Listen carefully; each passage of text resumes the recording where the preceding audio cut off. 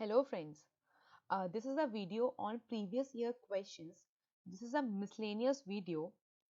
हमने previous year questions पे बहुत सारे videos बनाए हैं separate subjects के.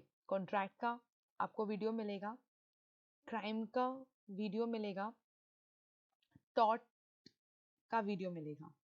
ओके इसके अलावा जो सवाल रह जाते हैं क्लैट एग्जामिनेशन 17, 16, 15 और 14 में उनको हम इस वीडियो में डिस्कस कर रहे हैं. इस वीडियो में आपको जो सवाल मिलेंगे वो लेबर लॉ से मिलेंगे, हिंदू मैरिज एक्ट से मिलेंगे, हिंदू अडॉप्शन एक्ट से मिलेंगे. ओके एंड कुछ मिसलेनियस सवाल टीपीए से मिलेंगे. इसके अलावा भी कुछ सवाल लीगल मैक्सिम से भी इस वीडियो में आपको मिलेंगे. ये वीडियो सारे एग्जामिनेशंस के लिए जितने भी इंडिया में लॉ एंट्रेंस एग्जामिनेशन होते हैं उनके लिए बहुत ही इंपॉर्टेंट है, तो इस वीडियो को आप बहुत अच्छे से देखिएगा.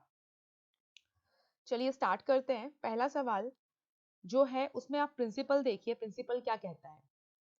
प्रिंसिपल कहता है कि according to section 2 of industrial dispute act 1947 industrial dispute का क्या मीनिंग होता है? इंडस्ट्रियल डिस्प्यूट का मतलब होता है कि कोई भी डिफरेंस अगर एम्प्लॉयर एंड एम्प्लॉयर के बीच में आए या एम्प्लॉयर्स एंड वर्कमैन के बीच में आए या कोई भी डिफरेंस वर्कमैन एंड वर्कमैन के बीच में आए, ठीक है, जिसका कनेक्शन जो कि कनेक्टेड होना चाहिए विद द एम्प्लॉयमेंट या नॉन एम्प्लॉयमेंट और the term of employment with the condition of labour of any person.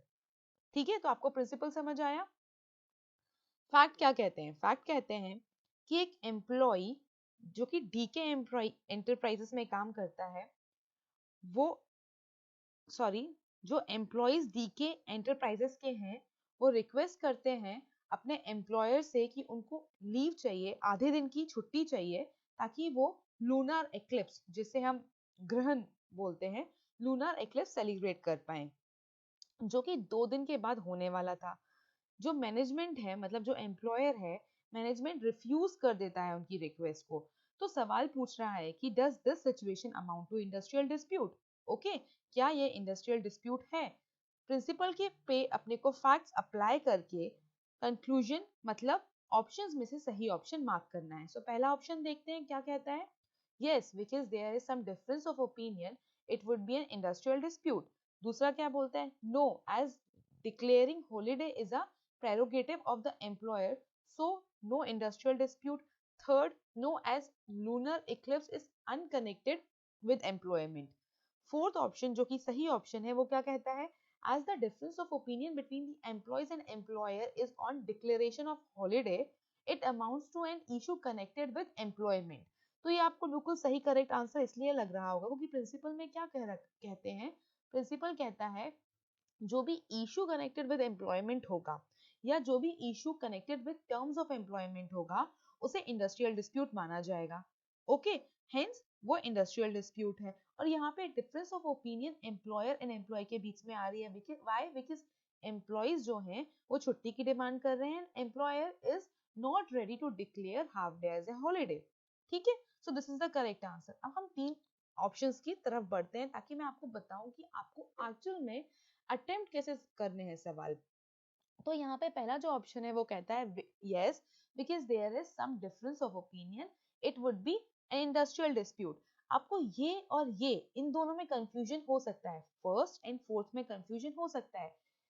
देखिए सेकंड और थर्ड में नो लिखा हुआ है.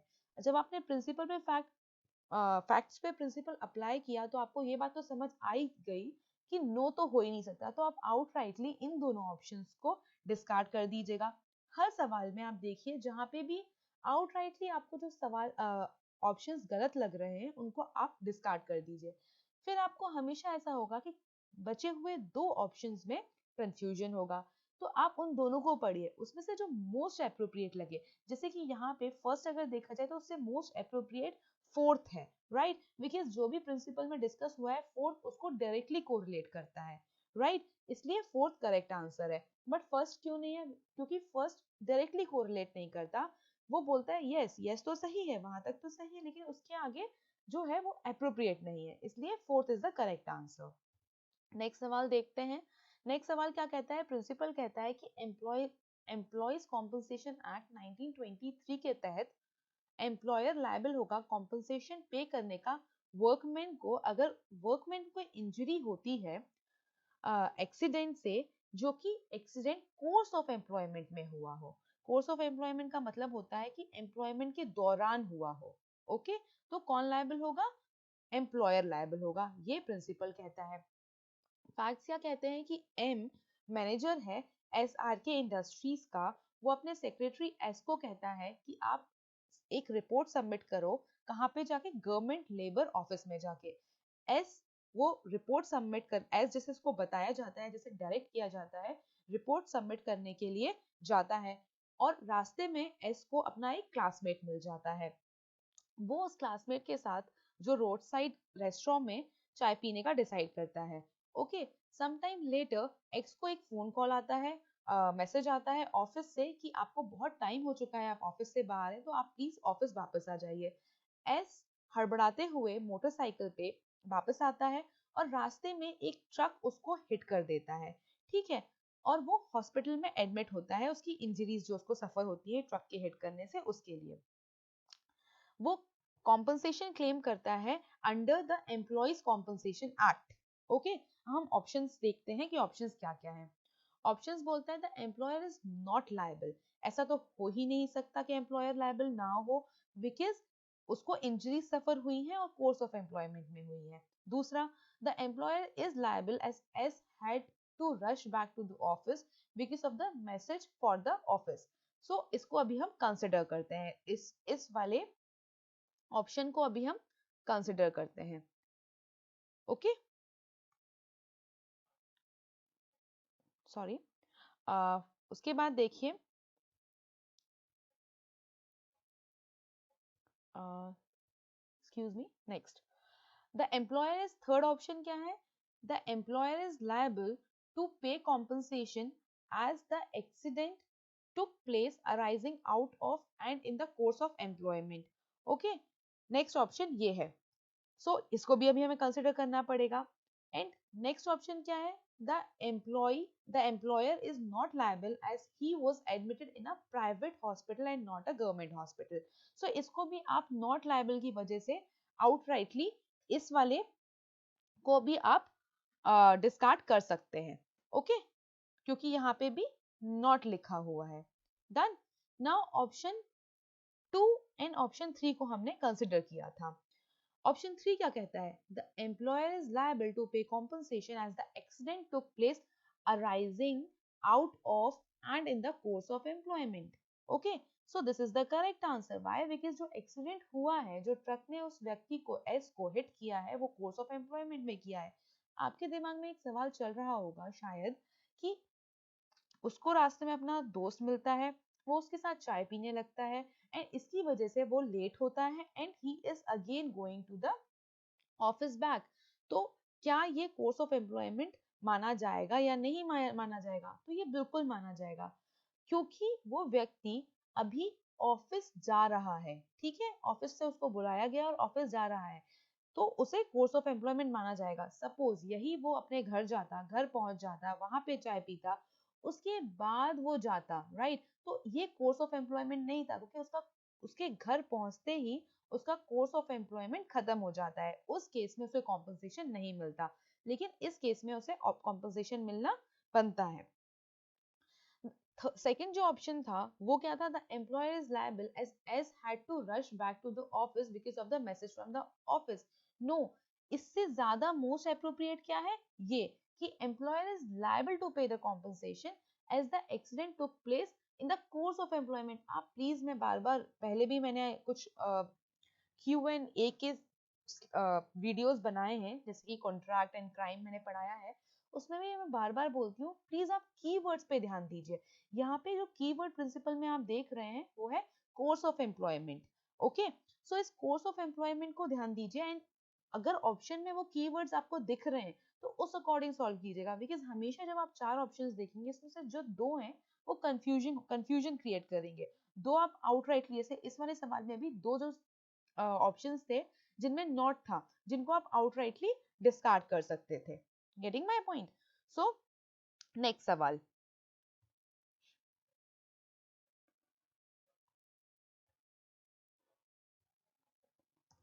नेक्स्ट क्वेश्चन, प्रिंसिपल क्या कहता है? प्रिंसिपल कहता है trade dispute means any dispute between employer and workman. आपको याद होगा पहला सवाल भी हमने ऐसे ही पढ़ा था, वो सवाल शायद 2017 या 16 का था, ये 14 का है। तो इससे हमें पता चलता है कि सवाल सेम रिपीट होते हैं। उसमें भी ट्रेड डिस्प्यूट क्या होता है वो बताया था, इसमें भी वही बता रहे हैं कि ट्रेड डिस्प्यूट क्या होता है, एम्प्लॉयर्स एंड वर्कमैन के बीच का डिस्प्यूट, वर्कमैन एंड वर्कमैन के बीच का डिस्प्यूट, या एम्प्लॉयर्स एंड एम्प्लॉयर्स के बीच का डिस्प्यूट। ये सारे डिस्प्यूट को क्या माना जाएगा? ट्रेड डिस्प्यूट, जो कि कनेक्टेड हो एम्प्लॉयमेंट से या नॉन एम्प्लॉयमेंट से, या फिर कनेक्टेड हो टर्म्स ऑफ एम्प्लॉयमेंट से और कंडीशन ऑफ लेबर से। अब इसके आगे बताते हैं, disputes connected with non-employment must be understood to include a dispute connected with the dismissal। non-employment के dispute को माना जाएगा जो भी dispute dismissal से, discharge से, removal से या retrenchment of workmen से है, उसे माना जाएगा कि ये dispute non-employment का है। ओके, फैक्ट्स क्या कहते हैं? एक्स एक एम्प्लॉय है शुगर फैक्ट्री में, वो डिस्प्यूट रेज करता है अगेंस्ट हुम, अगेंस्ट वाई, ओके, जो कि एम्प्लॉयर है। तो ये इंडस्ट्रियल डिस्प्यूट हुआ, क्योंकि डिस्प्यूट, इंडस्ट्रियल डिस्प्यूट वो होता है या ट्रेड डिस्प्यूट वो होता है जो कि एम्प्लॉयर एम्प्लॉय के बीच में होता है, या वर्कमैन एंड वर्कमैन के बीच में, या एम्प्लॉयर एंड एम्प्लॉयर के बीच में। तो यहाँ पे एक एम्प्लॉयर है, एक वर्कमैन है, इसलिए ये एक ट्रेड डिस्प्यूट हुआ। ऐसा हमें प्रिंसिपल में पता चला, तो प्रिंसिपल के अकॉर्डिंग फैक्ट्स में ये ट्रेड डिस्प्यूट है। Okay, now X, an employee in a sugar factory, raised a dispute against Y, the employer, through trade union regarding certain matters connected with his suspension from employment। उसका dispute क्या है? उसका dispute suspension from employment का है। Okay, आप यहाँ पे suspension शब्द नहीं पाएंगे। नॉन एम्प्लॉयमेंट में डिसमिसल है, डिस्चार्ज है, रिमूवल है, रिट्रेंचमेंट है, बट सस्पेंशन नहीं है। और यहाँ पे डिस्प्यूट किस चीज का है? सस्पेंशन का। तो करेक्ट आंसर क्या है? Matter connected with suspension can amount to trade dispute. क्यों अमाउंट किया है ट्रेड डिस्प्यूट में? क्योंकि ये dispute between employer and employee है। ठीक है, चूंकि ये नॉन एम्प्लॉयमेंट में नहीं आता, उसकी डेफिनेशन में फॉल नहीं करता, बट ये एम्प्लॉयमेंट से रिलेटेड तो है। It is connected with the suspension, is connected with the employment. Why? Because suspension का मतलब होता है टेम्परेरी किसी को बर्खास्त कर देना, हटा देना एम्प्लॉयमेंट से, लेकिन with the intention to get his service again, okay, to resume his services after some time. सिर्फ सस्पेंड हो रही हैं उसकी services, that is the reason it is related to employment. And for that matter, this matter connected with suspension can amount to a trade dispute। Next सवाल देखते हैं। Next सवाल क्या कहता है? Strike is a collective stoppage of work by workmen undertaken in order to bring pressure upon those who depends on the sale or use of the product of work। यहाँ पे आपको बता रहा है इस प्रिंसिपल में कि स्ट्राइक क्या होती है, लॉकआउट क्या होता है, ओके, एंड आगे भी कुछ टर्म्स डिस्कस किए हैं कि वो क्या होते हैं, जैसे कि ले ऑफ क्या होता है। ओके, सो स्ट्राइक क्या होता है? अगर वर्कमैन कलेक्टिवली अपनी डिमांड्स पूरी करवाने के लिए एम्प्लॉयर पे प्रेशर डाले और काम करना बंद कर दे तो उसे स्ट्राइक बोलते हैं, राइट। लॉकआउट वो होता है, लॉकआउट जैसे स्ट्राइक वेपन है एम्प्लॉयज के हाथ में, वैसे ही जो लॉकआउट है it is a weapon in the hands of employers. Got it? So lockout में जो एम्प्लॉयर है वो काम देना एम्प्लॉय को बंद कर देता है, वो फैक्ट्री को क्लोज कर देता है एंड काम देना बंद कर देता है। ठीक है, क्लोजर क्या होता है? जब क्लोजर वो होता है जब परमानेंट क्लोजिंग हो जाए फैक्ट्री की, मतलब अब कोई फैक्ट्री खुलेगी नहीं वापस से। लॉकआउट में ऐसा नहीं होता, परमानेंट क्लोजर नहीं होता। लॉकआउट इज जस्ट क्योंकि एम्प्लॉइज अपनी डिमांड बनवाने के लिए स्ट्राइक करते हैं या फिर एम्प्लॉयर को अपनी डिमांड्स बनवानी होती है तो वो कुछ टाइम के लिए फैक्ट्री बंद करता है, वो लॉकआउट होता है। लेकिन क्लोजर जो होता है वो परमानेंट होता है, परमानेंट फैक्ट्री का बंद हो जाना। Got it? And lay off क्या होता है? ले ऑफ वो कंडीशन होती है जहाँ पे एम्प्लॉयर के पास बिकॉज ऑफ एनी रीजन काम नहीं होता, इसलिए उसे एम्प्लॉयज को काम से निकालना पड़ जाता है। ठीक है, अगर सपोज डिमांड्स जो है वो कम हो गई हैं, ठीक है, तो सप्लाई भी कम करनी पड़ेगी, क्योंकि अगर डिमांड्स ही नहीं है तो एम्प्लॉयर अपना रिसोर्सेज लगा के क्यों इतनी सारी सप्लाई करेगा। उस केस में जो एम्प्लॉयर है उसे काम देने से रिफ्यूज करना पड़ता है। Okay, so these are the terms explained in principle. Now let's see the facts. What fact says? Fact says workmen of a textile factory went on a strike as per law, demanding the payment of bonus. जो textile factory के employees हैं या workmen's हैं, उनको bonus चाहिए था, वो demand कर रहे थे और उसके लिए वो स्ट्राइक पे चले जाते हैं। एम्प्लॉयर जो फैक्ट्री का है वो एक्स्ट्रा बोनस देने से मना करता है और फैक्ट्री को वो क्लोज कर देता है। राइट, तो हमने क्या पढ़ा था? ले ऑफ क्या होता है, लॉकआउट क्या होता है, सॉरी, लॉकआउट वो कंडीशन होती है जब एम्प्लॉयर फैक्ट्री बंद कर दे क्योंकि उसे एम्प्लॉयज की डिमांड नहीं माननी है और अपनी डिमांड्स मनवानी है।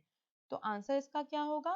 Act of closing down the factory by the employer amounting to lockout, क्योंकि इस कंडीशन में एम्प्लॉय मतलब वर्कमैन की कंडीशंस ना मानते हुए एम्प्लॉयर ने फैक्ट्री को बंद कर दिया, क्लोज कर दिया, ताकि यहाँ पे वर्कमैन को काम ना मिले, उसको पैसा ना मिले और वो एम्प्लॉयर की कंडीशन माने।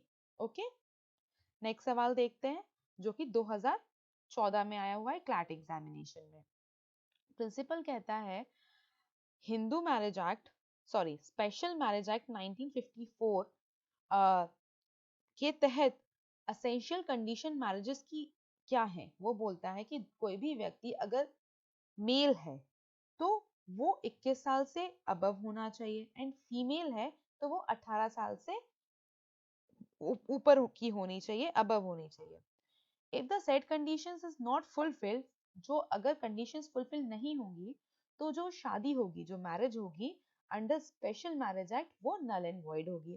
फैक्ट्स देखते हैं। फैक्ट्स क्या कहता है कि ए जो 21 ईयर का व्यक्ति है, मेल है, वो बी को प्रपोज करता है शादी के लिए जो कि 16 साल की लड़की है। ठीक है, फीमेल इज ऑफ 16 ईयर्स। और हमने प्रिंसिपल में क्या देखा था? मेल का 21 साल होना और फीमेल का 18 साल होना कंपल्सरी है, अदरवाइज जो मैरिज है वो नल एंड वॉइड हो जाएगी। ठीक है, at Delhi in the month of June 2014 under the special marriage act. So answer क्या होगा? आंसर होगा marriage between A and B cannot be legally solemnized under special marriage act. Why? Because here जो B है उसकी as 16 years है और principal में दिया हुआ है अगर मैरिज को नल एंड वॉइड नहीं करना है या अगर 18 साल से छोटी लड़की की शादी की जाती है तो वो मैरिज नल एंड वॉइड होगी।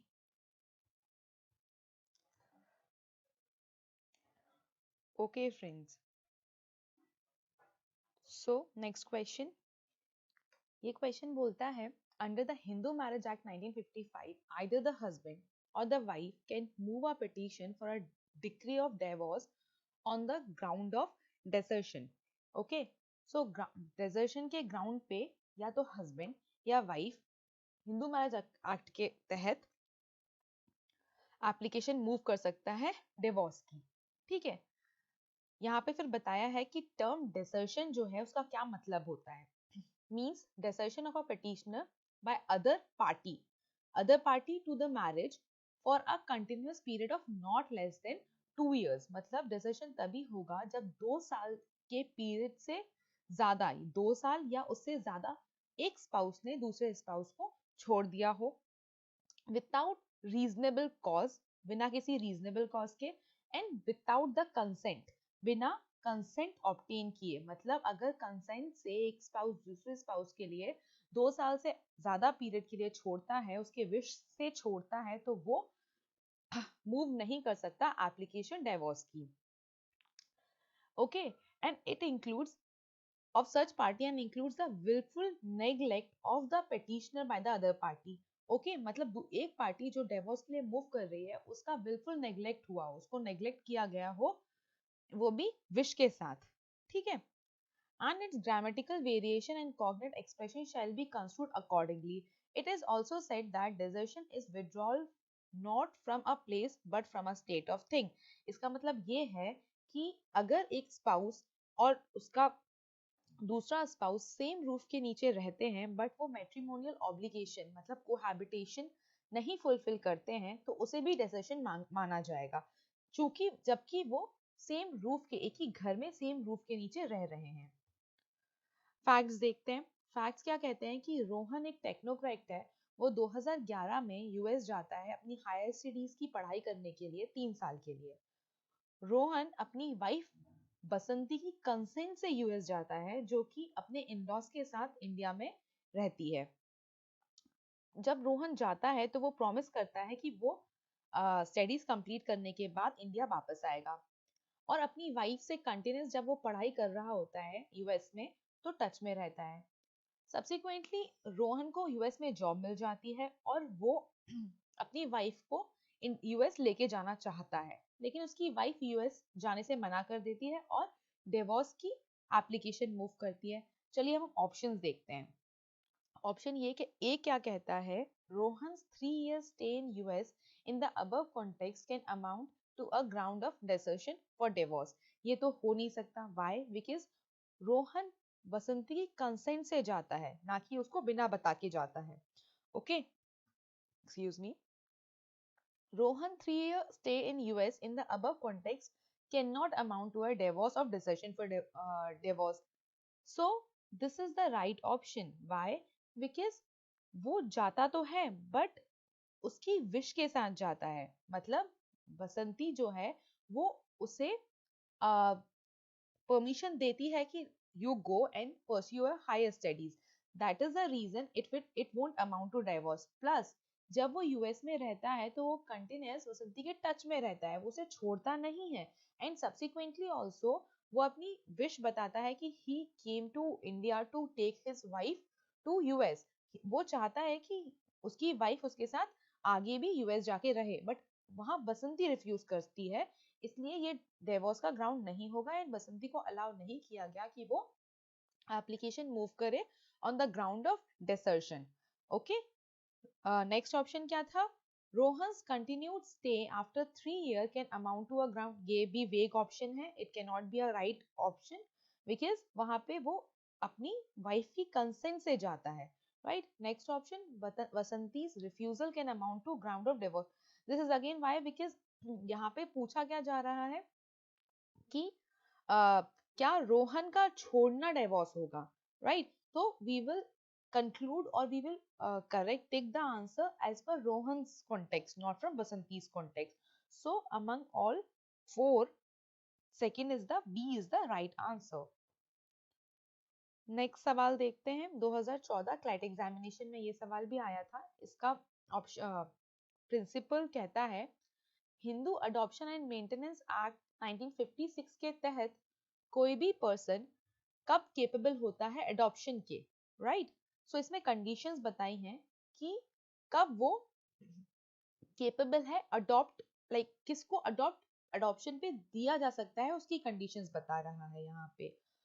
सो अगर कोई हिंदू है और वो अनमैरिड है, ठीक है, और उस व्यक्ति के कस्टम और यूसेस उस पे एप्लीकेबल हैं, ठीक है, एंड वो 15 साल से छोटा है, he has not or she has not completed the age of 15 years, तो उसको अडॉप्शन पे दिया जा सकता है.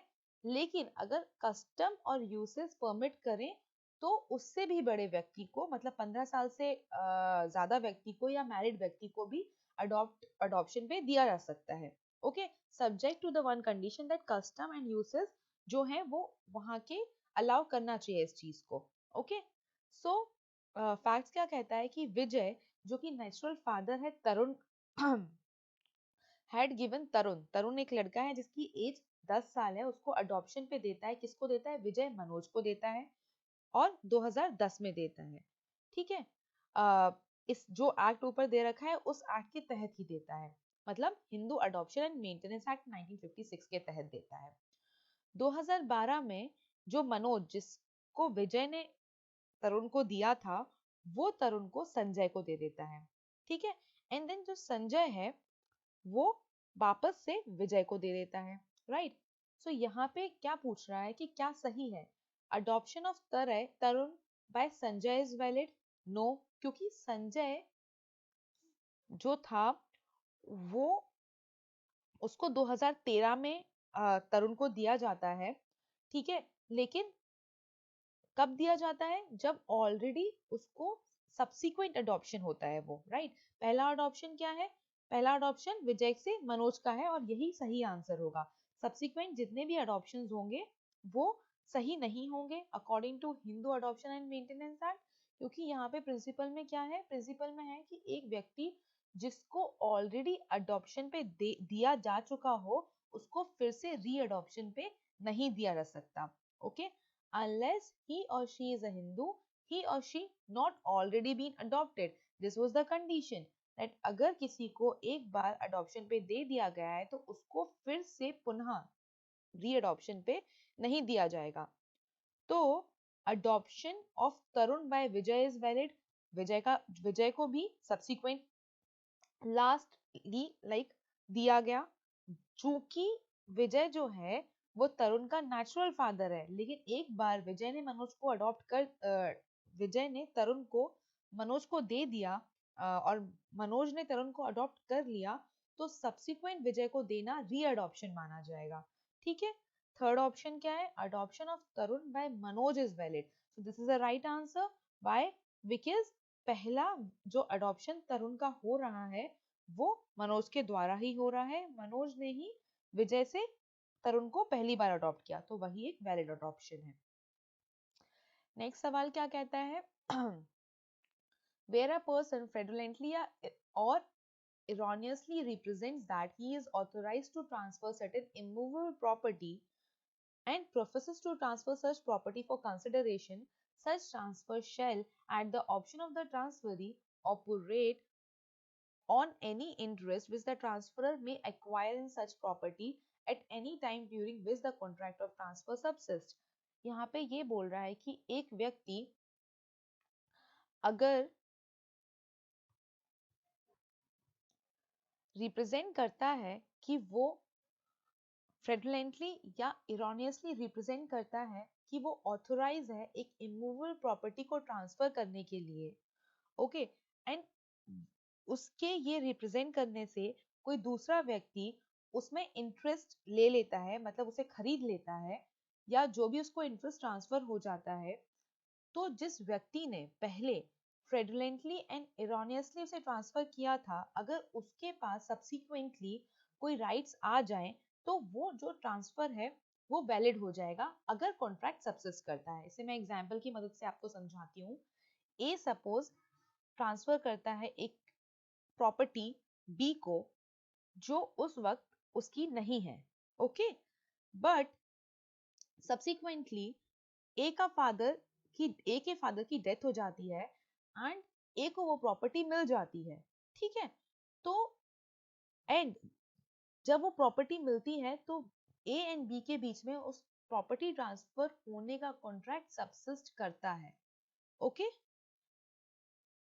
उस वक्त ए को जब वो प्रॉपर्टी मिली तो उसे बी को ट्रांसफर करनी पड़ेगी, क्योंकि अब जिस प्रॉपर्टी का ट्रांसफर हुआ था जिसका ए पहले मालिक नहीं था, बट चूंकि ए के फादर की डेथ के बाद उसको वो प्रॉपर्टी मिल गई है तो उसे वो ट्रांसफर करनी पड़ेगी।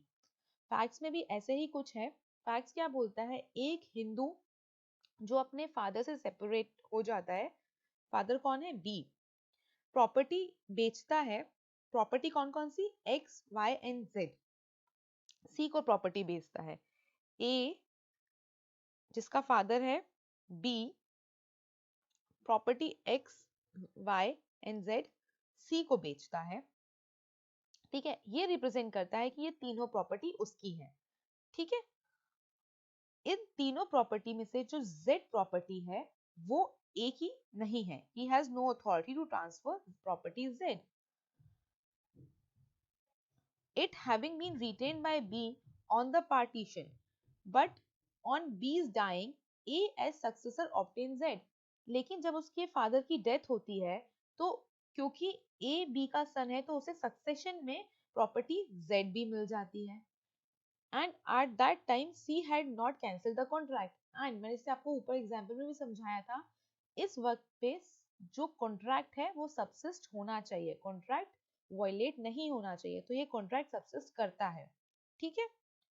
सो अब आपको करेक्ट आंसर बताना है क्या होगा. A can sell Z to third party. क्या A प्रॉपर्टी Z किसी तीसरी पार्टी को एक्सेप्ट C बेच सकता है? नहीं बेच सकता. A can not require to deliver Z to C. A को Z C को डिलीवर नहीं करना, बिल्कुल करना है. Why? Because उसको अब वो प्रॉपर्टी मिल गई है. और प्रिंसिपल में हमने यही देखा कि सब्सिक्वेंटली अगर आपको उस प्रॉपर्टी में इंटरेस्ट मिल जाता है तो you have to transfer the interest according to the contract. A is required to deliver Z to C. This is the right answer. क्योंकि by succession A is getting the interest in the property Z, जो कि उसने पहले fraudulently misrepresent किया था, इसलिए now A has to transfer the property Z to C. Next सवाल transfer of properties act से है. ये कहता है under the transfer of property act a property must be transferred by one living person to another living person. The act deals only with transfer of property between living person. This is a simple principle which says transfer of property act के तहत transfer एक जीवित व्यक्ति के से दूसरे जीवित व्यक्ति के लिए होगा. फैक्ट्स क्या कहते हैं? X wants to transfer his property to the presiding deity in a temple. deity मतलब मूर्ति को ट्रांसफर करता है जो कि within the estate of A. Transfer of property by X will be invalid. This is very simple. Why? Because principle में हमने देखा था कि ट्रांसफर लिविंग व्यक्ति के बीच में ही हो सकता है. नेक्स्ट प्रिंसिपल क्या कहता है? Where there is a transfer of ownership of one thing for the ownership of some other thing, it is called exchange. ठीक है. While transfer of ownership for consideration of money is called sale. तो यहाँ पे cell और exchange बता रहे हैं. क्या होता है कि अगर एक चीज का ट्रांसफर ऑफ ओनरशिप होती है एक चीज की in the exchange of other thing, ठीक है, ओनरशिप एक्सचेंज हो रही है तो वो एक्सचेंज होगा. ठीक है. और वही एक्सचेंज में जो कंसिडरेशन है वो मनी है, पैसा है, तो वो सेल होगा. मतलब ए ने बी को अपना घर बेचा, ठीक है, और बी ने उसे पैसा पे किया, कंसिडरेशन में मनी पे किया, तो उस केस में वो सेल होगा. लेकिन ए ने बी को भी घर दिया और बी ने ए को भी घर दिया, तो वहां पे ओनरशिप एक्सचेंज हो रही है, तो that will be exchange. Whereas without consideration it becomes gift. तो तीन टर्म्स हैं, एक है एक्सचेंज, ठीक है, एक है सेल, तीसरा है गिफ्ट. सेल के केस में जो कंसिडरेशन होगा मनी होगा, और गिफ्ट के केस में कंसिडरेशन मिसिंग होगा. मतलब कंसिडरेशन जब नहीं होता तो उसे गिफ्ट बोलते हैं. फैक्ट्स देखिए, फैक्ट्स क्या कहते हैं? A transfers his house worth 50 lakh to B for a shopping building worth the same amount as consideration from B. तो करेक्ट ऑप्शन आपको बिल्कुल सिंपली दिख रहा है कि ये एक्सचेंज है, क्योंकि दोनों लाइक ए ने अपना हाउस ट्रांसफर किया 50 लाख वर्थ का, ठीक है, टू बी. किस चीज के लिए ट्रांसफर किया? लाइक कंसिडरेशन यहाँ पे क्या है? शॉपिंग बिल्डिंग है, ठीक है. यहाँ पे कंसिडरेशन मनी भी नहीं है, कंसिडरेशन मिसिंग भी नहीं है. कंसिडरेशन अगर मनी होता तो सेल होता, कंसिडरेशन नहीं होता तो गिफ्ट होता, अकॉर्डिंग टू प्रिंसिपल. यहाँ पे ए का ट्रांसफर हाउस कर रहा है ए, और बी शॉपिंग बिल्डिंग ट्रांसफर कर रहा है, तो यहाँ पे क्या होगा? वो दोनों एक्सचेंज कर रहे हैं. नेक्स्ट सवाल देखिए. नेक्स्ट सवाल का प्रिंसिपल कहता है ownership in property consist of right to possess, right to use, right to alienate and right to exclude others.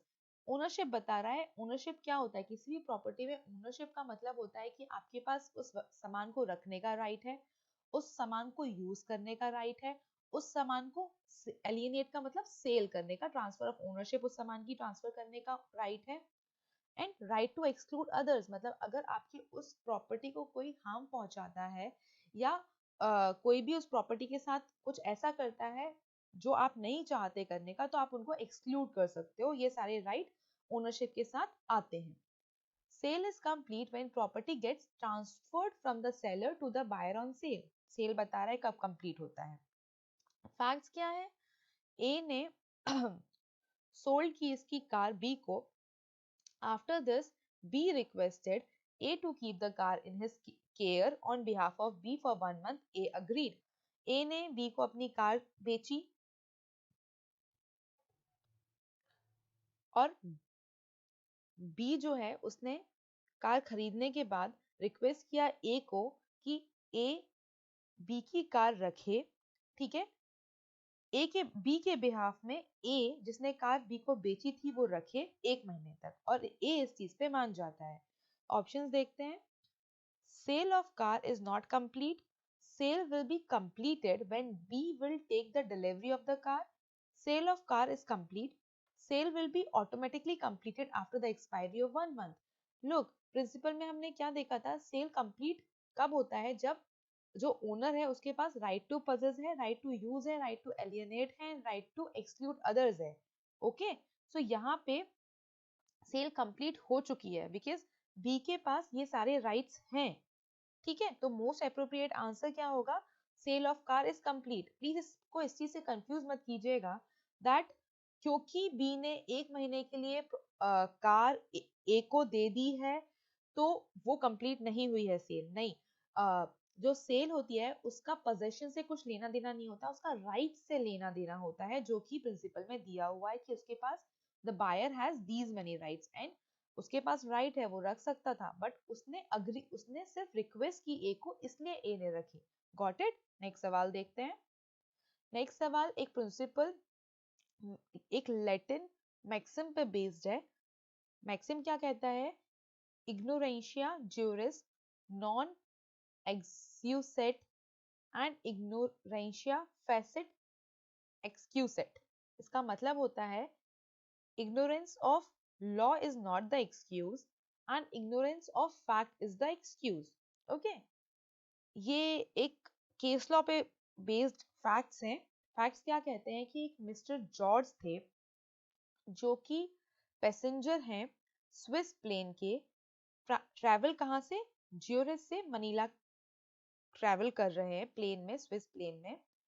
Plane land होता है मुंबई में बॉम्बे एयरपोर्ट पे 20 नवंबर 1962 को. और जो मिस्टर जॉर्ज है इनको सर्च किया जाता है, उनके पोजीशन में 34 केजी गोल्ड बार्स मिलती हैं जो कि उन्होंने डिक्लेयर नहीं की थी manifest of for transfer transit. Manifest for transit railway authority का एक मैनिफेस्ट होता है जिसमें आपको अपनी बिलोंगिंग के बारे में बताना होता है. एयरपोर्ट अथॉरिटीज का एक मैनिफेस्ट होता है. 26 नवंबर 1962 को गवर्नमेंट ऑफ इंडिया ने एक नोटिफिकेशन 2 दिन पहले, ये 28 नवंबर की बात है, और 26 नवंबर 1962 को इंडियन गवर्नमेंट ने एक नोटिफिकेशन निकाला जिसमें ये कहा गया कि अगर आप गोल्ड लेके जा रहे हैं अपने साथ प्लेन में, तो आपको वो मैनिफेस्ट ऑफ ट्रांजिट में एयरक्राफ्ट के एयरपोर्ट अथॉरिटीज के मेंशन करना होगा. सो आपको प्रिंसिपल समझ आया? प्रिंसिपल मैं फिर से रिपीट करती हूँ, इसका मीनिंग क्या होता है इस मैक्सिम का? ignorance of law is not an excuse, ignorance of fact is an excuse. Okay, so चूंकि ignorance of law excuse नहीं है, इसलिए इसका आंसर क्या होगा?